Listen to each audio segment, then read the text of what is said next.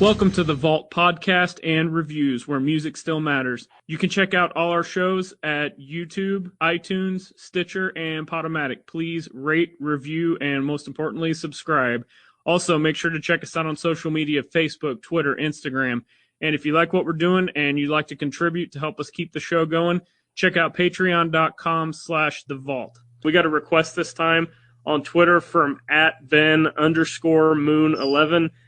He's wanting us to check out the 1994 self-titled album from Motley Crue. This is one that's not very popular, so I was pretty excited to give this album another go. This is one of those albums that, I was used to Motley Crue, Too Fast for Love and Shout at the Devil, all that kind of stuff, and I kind of went backwards listening to Motley Crue. Brent, were you familiar with this album? Because I know that you were probably into this style of music a lot earlier than I was. I was familiar with it once I started listening to it for the review. Honestly, I couldn't have told you knew about it. I started a couple of the songs actually were familiar. Okay, wait a minute, I know that song. But otherwise, no, I really wasn't aware of its existence. So this actually debuted at number 7, or peaked at number 7 on the Billboard 200. That's really hard to believe, don't you think? Yeah, a little bit. I know that, rock and alternative music was a little bit more maybe acceptable at this time in 1994, but it's still kind of surprising that, because this album's pretty good. I don't think it stands out, and I can tell you the first time I heard it, I hated it. It was like all those people that listened to Metallica Load and Reload when they were expecting, the Black Album or Master of Puppets or one of those other really popular styles.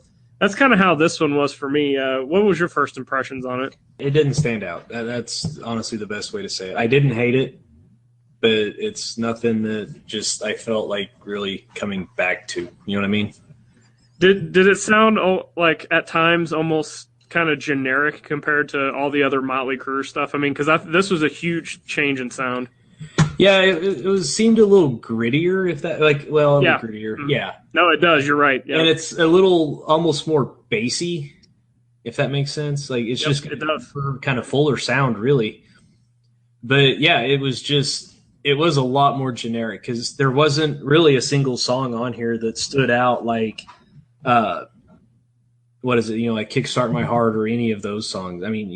Dr. Feelgood, any of those. It never really, I don't know, there was nothing that really hooked me into it. So, and this is also their first album without Vince Neil. John Corabi replaces Vince Neil on this. We'll get into kind of what he sounds like here in a minute, but do you think that the grunge sound, because that was my first thought, was, wow, they are really influenced through grunge at this point on this album?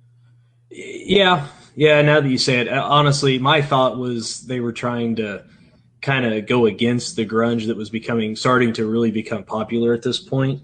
But now that you say that, it was almost like they were trying to bridge the gap between the old school Motley Crue that everybody had loved and what was coming up, Yeah, I agree, because you could still, they still have the solid solos and they still had a little bit of that Motley Crue sound. But first song, Power to the Music, the heavier tones, grittier, like you said.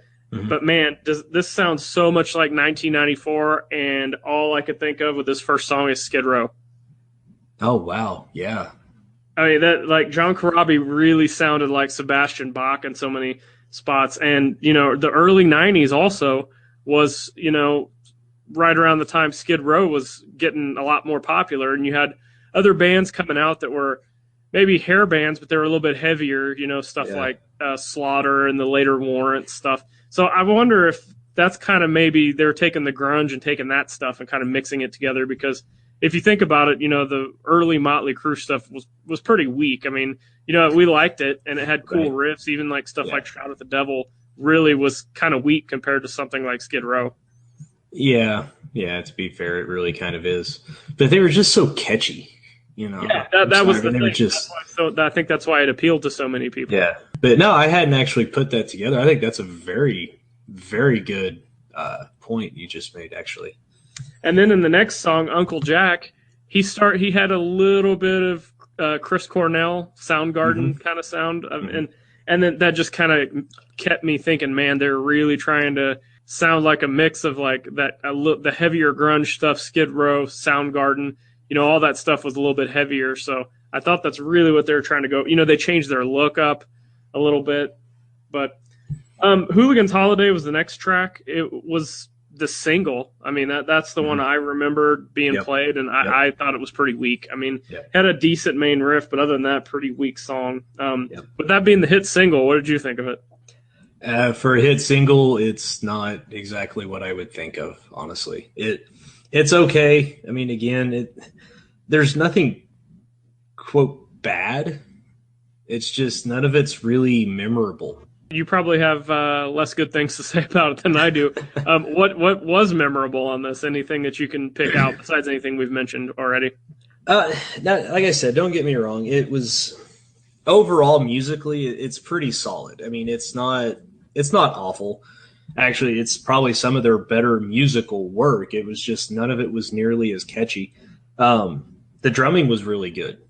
I thought he did very, very good on that. So I have to, as a drummer in a former life, I have to point that out, that I thought that was actually pretty well done. Some of the riffs and solos and stuff were cool.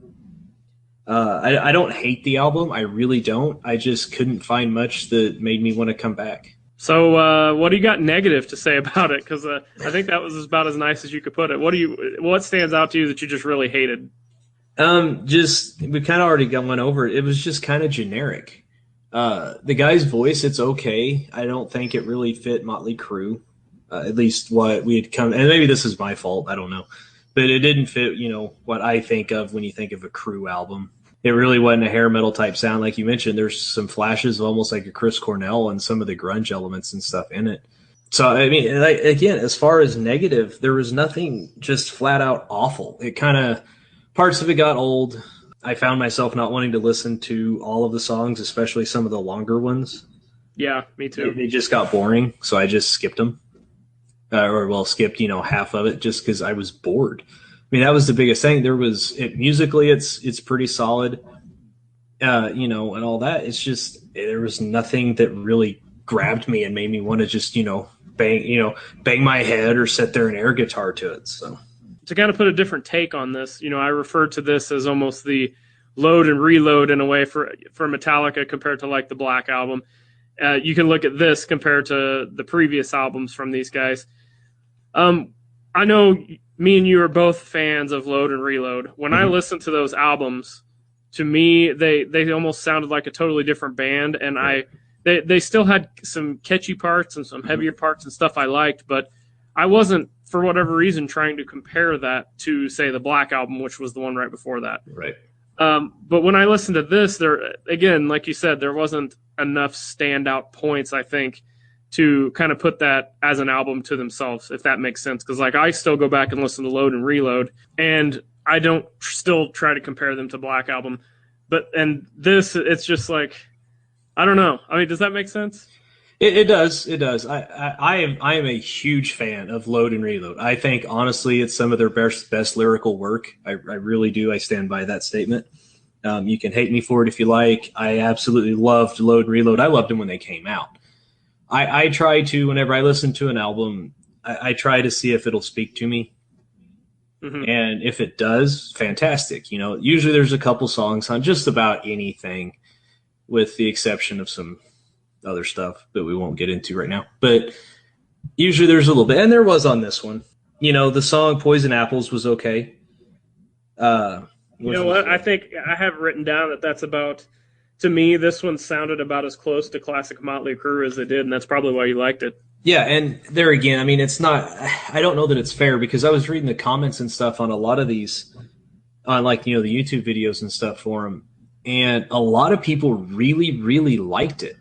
Mm-hmm. Yeah, I noticed that too. And so, maybe it's just I can't get the old Crue out of my head, I guess.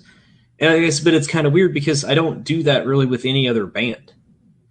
But then again, there hasn't been too many bands that have had just that distinctive kind of hook and sound and style as Motley Crue. Right. So maybe that's the problem. I don't know.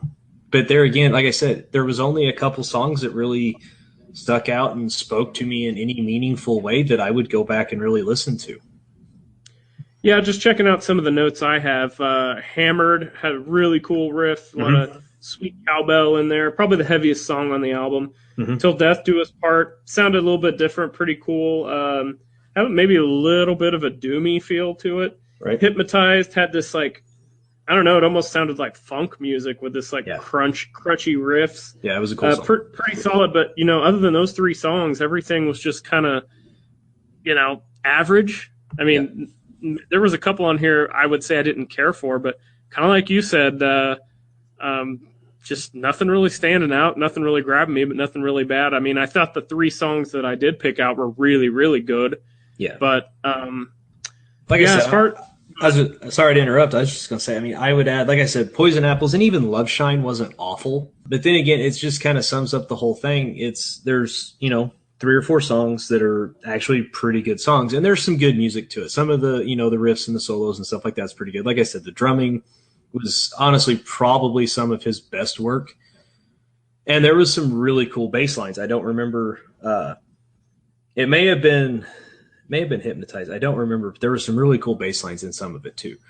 So, musically, there's some good, solid stuff. It was just, like we've said 100 times already, there was nothing just overall really catching to me. So, all right, let's jump to the rating. 1 star being the worst, 5 stars being the best. What do you got? I'm going to give it a good solid 3. It's a good album, and it's something that, I'm willing to accept that it may just be I can't get past, the old school Motley Crue and the decadence and all this and that was in it. And maybe that was it for me. If you dig it, great. I mean, it's definitely worth checking out. I mean, it is Motley Crue. There is some good music. And it's a good solid 3, maybe just a little bit above. Yeah, I gave it a 3 1/4, so we're pretty close. And the only reason I put it that extra quarter above average was the 3 songs that I mentioned: Hammered, Till Death Do Us Part, and Hypnotized. I absolutely loved those songs. Yeah. But again, nothing negative to say. It's just a overall solid average album. So This is something you can go pick up really cheap. I mean, when I bought the CD of this a couple of years ago, I think I paid $2 for it. Nice. So I mean, definitely worth $2. Yeah. So this is something definitely worth checking out that you can get on the cheap. And if you are even more hesitant about it, check it out on Spotify or YouTube or however you got to check it out. Don't illegally download it, but there's plenty of streaming places out there you can check it out for free. So I'm going to close the show for now. Don't forget to check us out on social media: Facebook, Twitter, Instagram. Subscribe to us on YouTube, iTunes, and Podomatic. And until the next podcast, see you later. Peace.